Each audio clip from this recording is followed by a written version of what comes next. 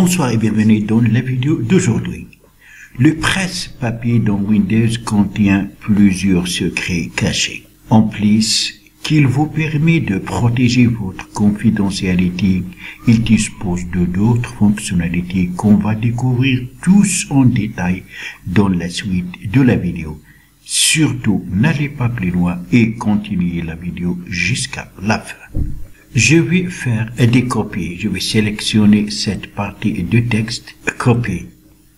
Après, je sélectionne une autre partie et la dernière partie, copier. Alors, tout ce que je viens de copier est conservé dans le presse-papier. D'un côté, c'est un avantage, ça va nous permettre de ne pas perdre ce que on a enregistré. Mais d'une autre part, cela permet à d'autres personnes qui puissent accéder à votre ordinateur de lire ce que vous avez copié. C'est un point faible si ce que vous avez copié est intime. Maintenant, je vais aller dans le presse-papier. Pour accéder au presse-papier, il faut aller dans les paramètres, après aller dans Système et défiler jusqu'à presse-papier, cliquez pour accéder aux différentes fonctions.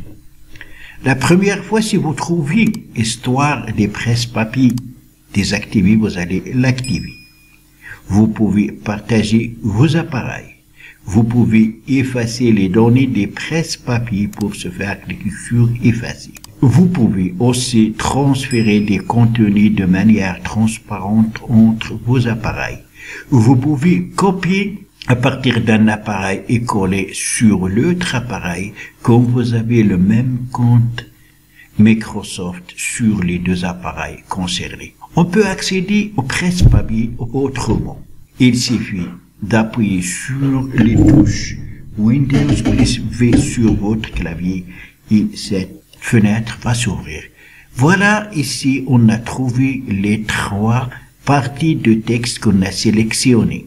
La première, deuxième et troisième. Et devant chaque partie, il y a 3 points. Lire plus. Si on clique, on peut donc le supprimer comme on peut le coller comme texte. Donc, pour effacer le contenu de presse-papier, il suffit de cliquer en même temps sur les touches Windows plus V et une fois sur cette interface, cliquez sur effacer tout. Et voilà. Maintenant, le contenu de la presse-papier a été effacé et même si d'autres personnes puissent accéder à cet ordinateur et vont accéder au presse-papier, ils ne trouveront rien. Donc, dans le presse-papier, on trouve ce qu'on a récemment utilisé, on trouve les emojis, les gifs, les emojis, les symboles et l'historique des presse-papier. Le presse-papier joue un rôle très important dans Windows.